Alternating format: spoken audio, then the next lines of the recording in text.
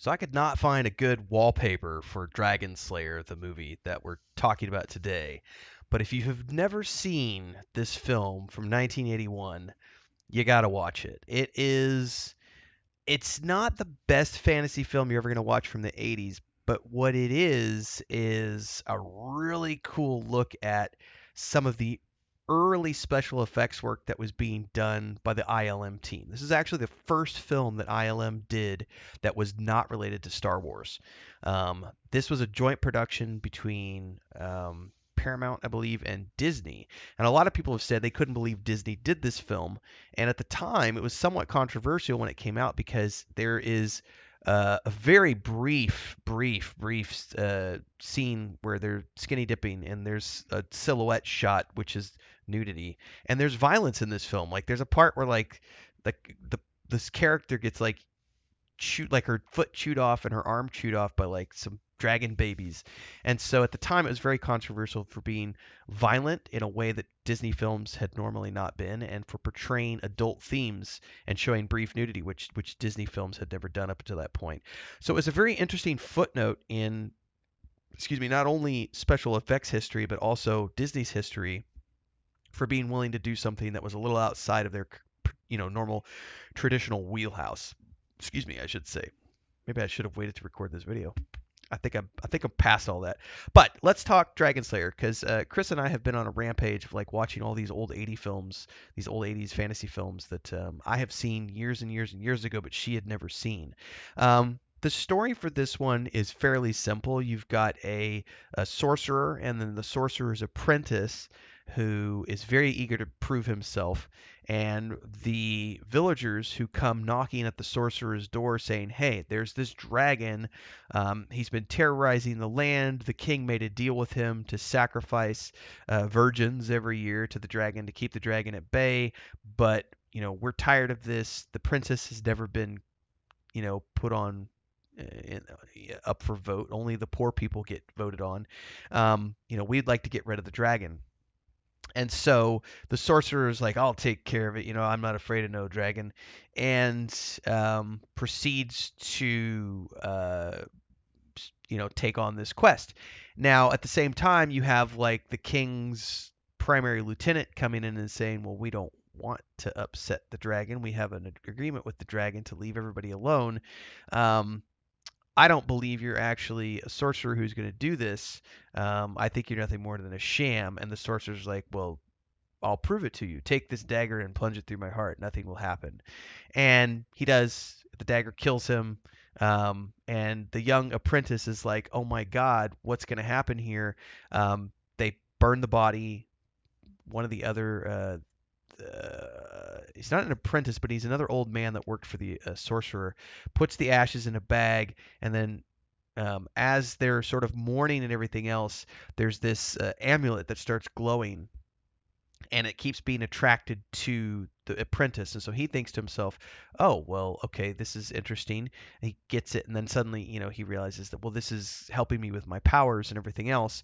And he gets very arrogant and says, well, I'm going to take this quest on that my master couldn't because he's dead. That's sort of the premise of the film, is that he's going to go out there and face this dragon. And over the course of the film, we get several fantasy tropes revealed. Like there's a girl who wasn't there's a girl who was previously, she was dressed up as a boy. She reveals herself to be a girl, and that's the love interest of our young sorcerer's apprentice. And she's the blacksmith's daughter. And then there's the princess herself. And then there's the corrupt king who lusts after all things with magic and sorcery, and he just wants to take this amulet from the kid and kick the kid out. And he wants to keep the deal going with the dragon, because if he can have the amulet and keep the dragon happy by sacrificing, other people's children, fine. But there comes to be a new lottery, and the princess herself makes all the little vouchers inside have her name, because she says, my father's corrupt, I'm going to sacrifice myself. And her father gets all pissed off, but she's like, no, I'm going to right the wrongs of years of people. So she's going to go put herself on the stake, and she does get eaten. Like, I was surprised. I did not remember that from my original watching. So there's this scene when the apprentice is going into the cave, and he finds her body, and she's like being chewed on by little dragon babies, and like they chew her foot off, and it was like, oh my god, like yeah, that was shown in a Disney film years and years and years ago. But also people I something think sometimes people forget about like the Black Cauldron and some of the things that Disney did in the late 70s, early 80s when they were sort of trying to break away from that only family friendly films and try to do things a little darker.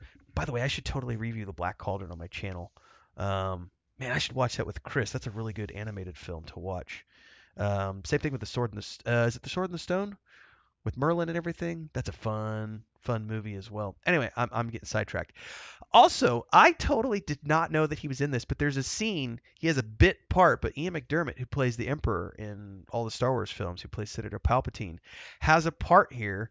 And this is after I think this was right after he had done his stuff for, or maybe right before he had got cast for Return of the Jedi. Um, but he has a part here as like this priest who is like praying, and he gets yeah, he comes to a bad end. He gets roasted, man. He becomes a little marshmallow. But I was like, look, I was like, that's Ian McDermott, isn't it? And it's just a small little part, but it was totally him, and he's very young in this film. It was great to see him, because when you see him in Return of the Jedi, he's all in makeup, and so it's a lot different.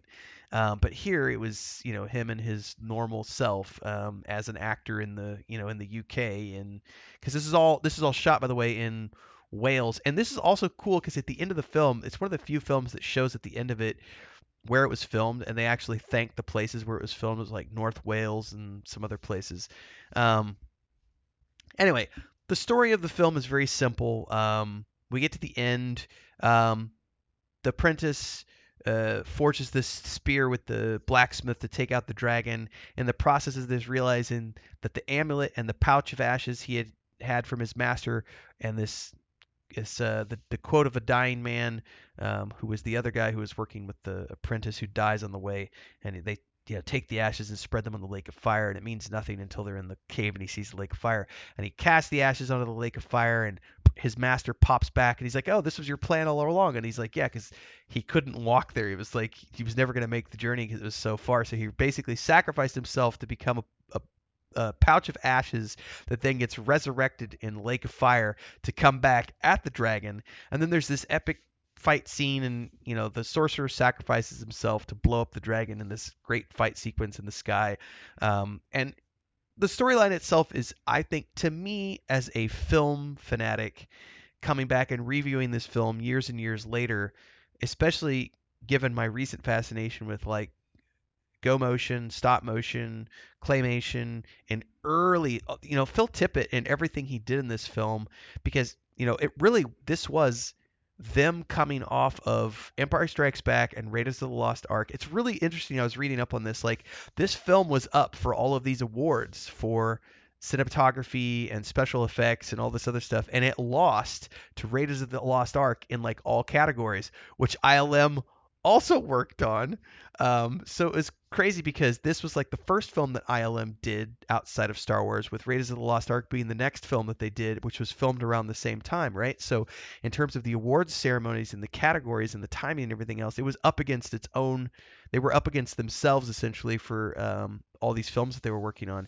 But I think this is even though it's an interesting film in terms of Disney's history and fantasy, movies overall, I think it's more for me.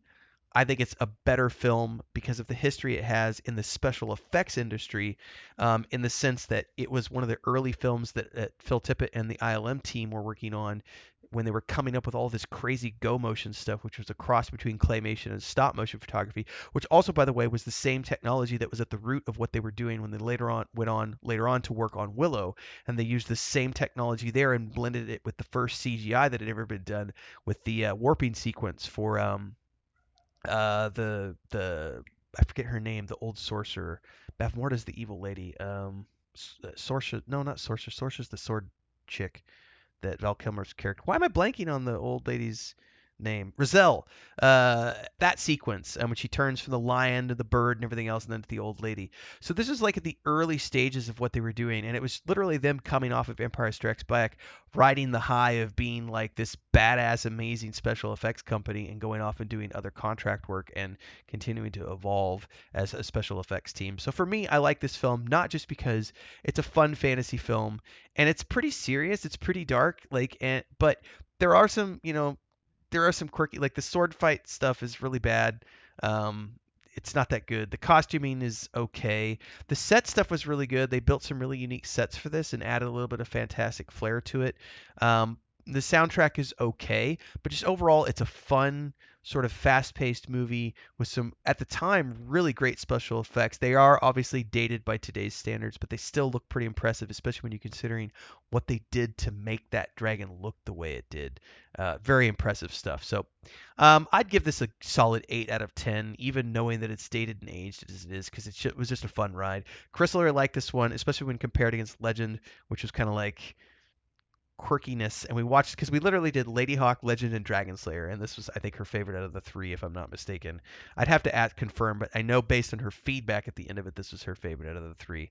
And there's still more. I'm going to make her watch Reign of Fire next, which is a more modern dragon film, but for those of you who like dragons, that'll be reviewed on the channel shortly, so stay tuned for that. In the meantime, I'm out.